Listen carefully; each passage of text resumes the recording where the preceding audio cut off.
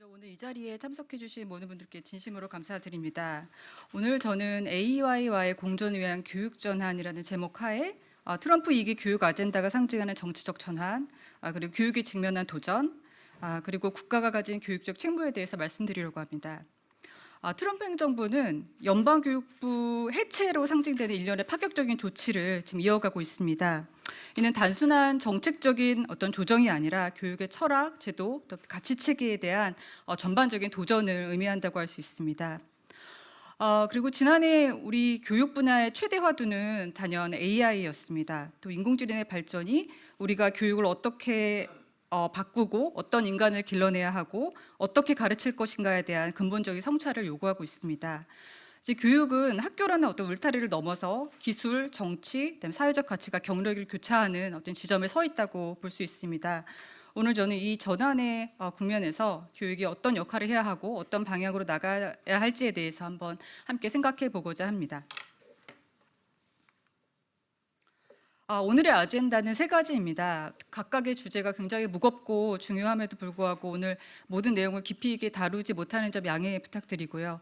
핵심적인 흐름이나 논점을 중심으로 말씀을 드리겠습니다. 첫 번째로 트럼프 2기의 교육정책을 5가지 키워드로 준비했습니다. 이어서 AI가 재편하는 새로운 지형을 일자리 측면에서 다루어 보고 마지막으로 교육은 어떤 방향으로 전환을 준비해야 하는가 이야기하겠습니다. 먼저 트럼프 정부 교육정책을 5가지 키워드로 한번 선정해 봤습니다. 이 핵심 정책들이 단순히 어떻게 나열된 개별적인 아젠다라기보다는 아까 앞서 기영 그 박사님께서 말씀해 주셨듯이 어떤 거대한 톱니바퀴 안에 있는 요소처럼 서로 밀고 당기면서 이제 작동을 하고 있고, 이 정책 기조가 하나의 거대한 목적, 즉 보수적 가치관을 기반으로 한 미국 교육 질서의 재편이라는 방향성을 향해서 수렴해 간다고 볼 수 있습니다. 지난주였습니다. 지난주 목요일에 트럼프 대통령은 연방교육부를 없애기 위한 행정명령에 서명을 했습니다. 이 서명식의 이제 화면인데요. 이 자리에서 이제 다양한 학년의 학생들이 이제 추첨을 돼서 책상에 앉아 있고 행정명령 복제본에 각자 서명을 했고 이를 펼쳐 보였는데, 이거는 이제 교육부 폐지라는 게 자라나는 미래 세대를 위한 조치임을 강조한 연출이었다고 평가를 받고 있습니다.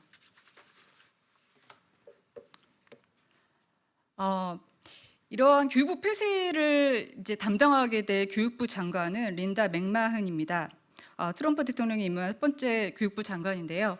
그 바이든 정부의 교육부 장관이었던 미구엘 카르도나가 이제 공립학교 교사, 그다음에 교장, 그다음에 코네티컷주의 교육감을 거쳐 어떤 교육 현장의 인물이었던 반면에 린다 맥마흔 장관은 그 아시다시피 그 WWE 월드 프로레슬링 엔터테인먼트의 공동 설립자이자 또 트럼프 일기의 중소기업 청장을 역임한 인물로 여러 가지로 대조되고 있습니다. 트럼프 대통령이 이제 교육부를 없앤다고 하니까 한 기자가 교육부를 없앨 거면서 왜 교육부 장관으로 린다를 임명했냐라는 질문에 굉장히 유명하게 많이 언론에서 나오는 일인데, 그 역할을 잘 수행한 다음에 그 자리에서 나오기를 바란다. 다른 일을 주겠다라고 했습니다. 그래서 린다 그 맥마흔 장관의 취임사를 보면 그 대선 공약에서 나온 키워드가 이제 그대로 담겨 있고, 이런 그 미국 보수 진영이 지속적으로 그동안 요구해왔던 어떤 연방 정부 개입의 축소라는 방향과 궤를 같이 하고 있는데요. 살펴보면 교육을 각 주로 돌려보내는 것, 부모가 자녀를 위해 우수한 교육을 선택할 수 있는 권한을 부여하는 것, 그리고 불필요한 관료주의를 제거하는 것, 그리고 교육이 정치적 이념, 특수 이익 집단, 부당한 차별로 오염돼서는 안 된다. 그리고 학생들의 성과가 지속적으로 지금까지는 저조해왔기 때문에 우리 학생들을 위한 교육을, 위대한 미국을 위한 교육을 다시 세우겠다. 이렇게 이야기를 하고 있습니다. 그럼 5가지 키워드 중에 첫 번째로 연방교육부 해체를 말씀드리겠습니다. 우선 지난주에 이 서명식이 있었고, 그 행정명령 서명 전에도 지난 한 달 동안 대대적인 인력 감축이 있었습니다. 사실 교육부도 이제 가장 작은 내각급 부서에 이제 해당된다고 할 수 있는데, 지난 한 달간 거의 절반의 인력이 감축되었고, 앞으로도 이런 기능이 축소되고 이 기능들이 다른 기관으로 이전되고 여러 가지 업무가 전면적으로 정비될 예정입니다. 그런데 중요한 것은 또 이 교육부가 그 1979년 의회에 설립되고 교육부 폐지라는 게 사실 의회 승인 없이는 불가능한 측면이 있는 데다가 이게 불가능할 거라는 여러 예측들이 있기 때문에 약간 혼란이 가중되고 있습니다. 그래서 교육부 해체를 굉장히 상징적으로 내세우고 있지만 실제로는 어렵고 그 기능이 다른 기관으로 이제 이전되는 그런 과정을 아마 지켜보게 될 것입니다. 좀 아이러니하게 이렇게 교육부 해체를 내세우다 보니까 많은 언론이나 연구 단체에서 그동안 교육부가 제일 중요하게 했던 기능이 무엇인가에 대해서 많이 다루고 있는데요. 뭐 여러 가지 기능이 있겠지만 몇 가지만 정리해 보면 우선 그 1조 6천억 달러 규모의 연마 학자금 대출 포트폴리오를 관리하고 있습니다. 이 부분에 가장 많은 이목이 집중되어 있고요. 또 K-12 학교, 특히 저소득층 학교남의 장애학생 지원금 보조금 프로그램을 포함하고 있습니다. 물론 린다 장관은 이 기금에 대해서는 정확하게 하나도 깎지 않고 그대로 다른 기관으로 이전할 거라고는 이야기는 했습니다. 그리고 또 학교 내 차별방지 법률 시행, 시민권과 관련된 업무를 하는 기관이 또 있고요. 연방정부가 인정하는 모든 인증기관을 감독하는 어떤 대학 인증 시스템, 그다음에 연방정부 차원에서 교육 연구를 하고 있는 그런 기능을 가지고 있습니다. 두 번째는 학교 선택권 확대입니다. 그러니까 아젠다 47, 47대 대통령 선거 출마를 위한 공약이 아젠다 47인데 이 부분에 학교 선택권 확대는 아주 명확하게 담겨 있습니다. 그래서 요지는 학부모들에게 자녀의 필요, 목표, 가치관에 가장 적합한 학교를 선택할 수 있도록 학교 선택권을 보장하겠다. 지금까지는 학부모는 이런 권리를 가지고 있지만 지금까지 너무 많은 학교가 그러지 못하고 많은 학생들이 성장하지 못하고 있다는 그런 주장에서 비롯됩니다. 이 지지자들은 경쟁력이 이제 올라가서 학생들의 성과가 높아질 것이다라고 또 이제 예측하는 반면에 또 반대로는 교사 노조도 포함해서 정부기관의 어떤 자금이 사립학교에 전용되면서 공교육의 질은 떨어지게 될 것이라고 비판을 하고 있습니다. 세 번째는 많이 들어보셨을 텐데 DEI 프로그램의 폐지입니다. 트럼프 대통령은 1월에 이미 급진적이고 낭비적인 정부 DEI 프로그램 폐지라는 제목의 행정명령에 서명을 했고 관련 직원 해고하고 관련 프로그램을 폐지했습니다. 그래서 이 DEI 정책을 대체할 어떤 실력주의를 강조를 하고 있고 민간 기업에도 이 폐지를 권고를 하고 있습니다. 이 프로그램 폐지와 관련한 부분은 그 프로젝트 2025라는 어떤 프로젝트 25는 그 보수 성향의 어떤 띵크탱크인 헤리티 디자인에서 만들어진 어떤 아젠다인데요. 여기에 그대로 담겨 있고 DEI 폐지 방안과 굉장히 유사합니다. 그래서 DEI는 역사적으로 굉장히 뿌리가 깊은데요. 사회 경제적으로 다양한 배경을 가진 사람들이 교육과 고용에 보다 정정하게 접근할 수 있도록 장벽을 제거하는 프로그램입니다. 그래서 여러 가지 그 역사적인 그런 과정을 거쳐서 약간 미국의 어떤 대표적인 정책이라고도 할 수 있고 전 정부 바이든 정부에서는 굉장히 이 부분에 방점을 줘서 실행한 그 과거가 있습니다. 근데 이 정책으로 사실 민간 부문에도 벌써 영향을 미치고 있는데 월마트, 보잉 등 이런 그 기업에서도 DEI 프로그램을 축소했고 아마존 등에서도 공식 홈페이지에서 이 관련한 문구를 다 삭제를 하고 있습니다. 네 번째는 학자금 대출 탕감 제도입니다. 사실 이 제도가 가장 많은 주목을 받고 학생들에게 많은 영향을 미치는 것이 미국의 40세 미만 성인 4명 중 1명이 학자금 대출을 받았고 이 부분은 그 지금 정부 그 전 정부에 있어서 여러 가지 그런 헌법 소송이라든지 그런 부분에서 많이 얽혀 있어서 사실 접근성 형평성을 둘러싼 보수 진보 양 진영 간의 논쟁의 중심이 되는 어떤 키워드입니다.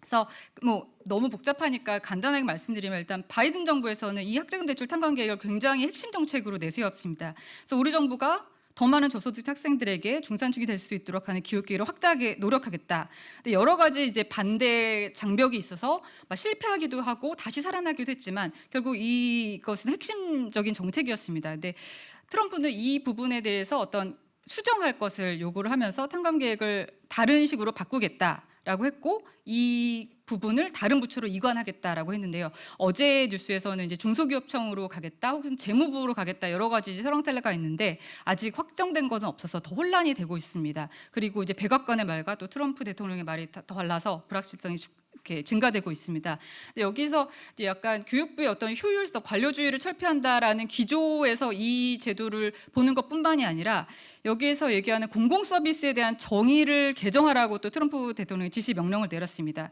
특히 어떤 특정 조직에 있는 직업군은 이 자격에서 제한을 두겠다라고 했는데 그 특정 조직이라는 게 불법적 목적이 있는 활동에 관여하는 조직, 특히 여기서 얘기를 하고 있는 것은 이민법 위반을 돕거나 방조하는 그룹, 또 테러리즘을 지원하는 그룹, 이렇게 약간 정치적인 색채를 띠는 그런 키워드 중에 하나라고 할 수 있습니다.